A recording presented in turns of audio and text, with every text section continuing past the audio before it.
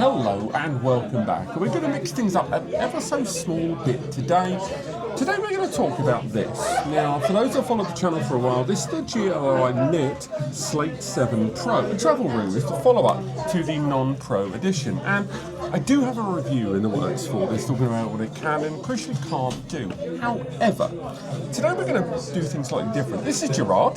Gerard, I've known for a very long time.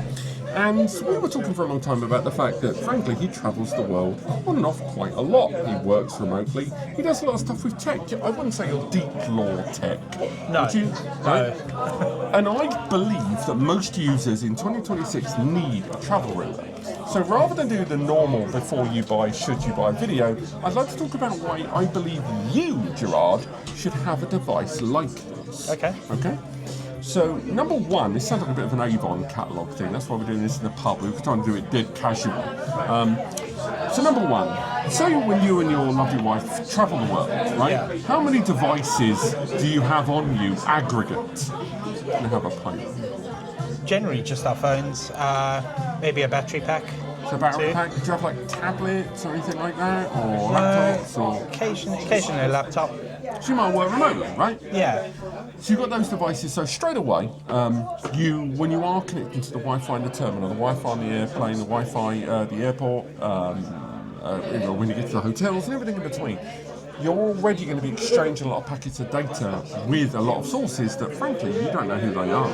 And you might trust the website, you might have that lovely little padlock that says it's a secure website using SSL encryption, but all the exchange of data between you and that point aren't encrypted or potentially being eavesdropped upon. So if you had a travel router, you would be able to set up a single point of access to the internet, and then from there, all of those devices would just connect to it you set up for the first time. And luckily, this device has a screen on the front as well, so you can just set it up, bang, bang, bang, connect in, and then everyone else in your party, your partner, or anyone else that's surrounding you that's in your group would automatically connect in, and they would have that encrypted protocol. They would also have priority of service. So, frankly, if you believe what you are doing is more important than what everyone else is doing, you can make sure your connection has priority. Also, if you've got children and you don't want them going to those dodgy websites, you can then have parental control set up. So they will automatically connect to it, which leads us to what I believe the second reason you should have something like this, right? One, airlines. Where did you travel last year? You went in October, November. You went quite a big old distance. The Philippines. To the Philippines? Yeah. It's fine. Indonesia. It wasn't bad or nothing. Yeah. Just went to the Philippines. I just forgot. The Philippines. Terribly. Right? So you went to the Philippines. That plane almost certainly, at that distance, a lot of those planes have the Wi-Fi on board. Yeah. Right? You got the internet services, and they never give them for free. Never, never, never. Those are charged. Well, one of them wasn't. So Well, I wouldn't even trust that one with a barge pole, but there was free Wi-Fi, which was really, really unique. The flight home wasn't. One, if it was free, you'd still want to have security precautions, parental control and more. But if it's paid for, if you had that group of people with you, a travel router would allow you to then set up one portal access that you would pay once for the internet service. So BA to New York is like 20 quid. So rather than every single one of those devices and everyone having to pay, by the way, tune, I hope this comes through on the mic, you would end up having to pay once for the internet service for everyone. So you would basically save a bunch of bunks on an internet connection as well. But even as you said, the connection to the website is not necessarily secure. So having this to go through. Yeah, absolutely, yeah. So even if it is free, it's still probably good in terms of sort of data security. And the other thing is, for example, when you go on a plane, you're kind of at the behest of the TV shows, the movies and stuff on the entertainment system. So when you flew to the Philippines, like, what was the entertainment system like? Was there a lot of TV shows? Was it local language? Was it stuff that you want to watch? No, it was mixed. I mean, they had the latest films and things like that.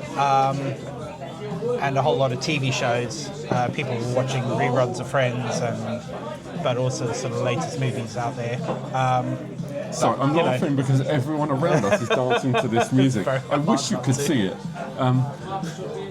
But like the TV shows, when I've flown to Shenzhen, the level of TV shows that are on there, they're all I can't understand them. I love all of this stuff. They know they're not on camera. But there isn't any shows that I want to watch. Right?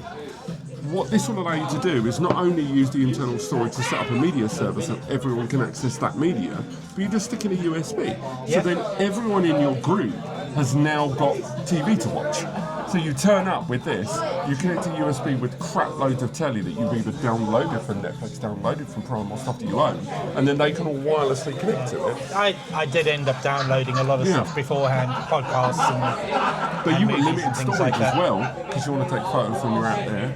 So the result would be that if you use this, no one would have to store the media on their phones, their tablets or whatever, it'll be on there. Which, while we're talking about space, leads us to the fourth point, which is when you do go out there on these big trips, and frankly, he travels quite a decent amount, he's doing well, you know. And when he is travelling around, you're taking a lot of photos, your partner's taking a lot of photos. So space is limited. So when you're backing up, you might be backing up to the cloud. What you could do with this is you would then connect a simple old Billy Basic USB drive, and that's then it. upload it Bang! onto that. They're all backing up. You could set up a centralized backup server alongside the same protocol that you would have used for accessing the internet, for streaming multimedia. And the same goes, you can set up a VPN server on here for true anonymity when you're around the world. So, for example, I'm a boring old man. You know that. I like the BBC News. I love BBC News, and a lot of the time you can travel around the world and get access to BBC News, but not everywhere in the world can you access that because of regional protocols. Yeah. Having a VPN server on this will allow me to access all of those things, because even I'm in a hotel in China, on a bed in China, drinking water from the tap in China, looking out the window in China, if I try to watch a lot of these services, I can't. But if I use this, install the VPN server and say, hello, I'm in Sweden, I can then install that application and then it will allow me to access BBC worldwide services. And it's just an easy box for about, some travel routers go for about 100 nicker. And for that small little advantage it brings you when you're traveling, and they're USB powered anyway, so they'll connect straight in, and then the fact that you can directly connect them in, and you can power this from something as little as your phone anyway. Okay. I do think, I'm not trying to sell it to you because this is mine. How much would one of these go for then? That would knock around, I reckon, for a couple of £100, I think, Okay. the Slate Pro. But again, there are some that go as low as 80 or 90 quid. And then from there, you've kind of got that level of access and control. Yeah. I mean, ultimately, is any of what I've said to you today making you think about buying one?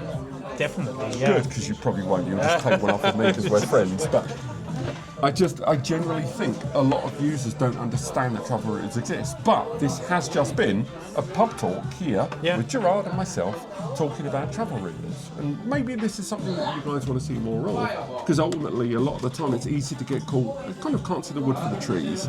And devices like this can often be perceived to be very techy when frankly they're not. But yeah, thank you so much for watching. We're going to have a few more of these and try to get Power of Love back on the jukebox. But yeah, cheers. We'll see you next time.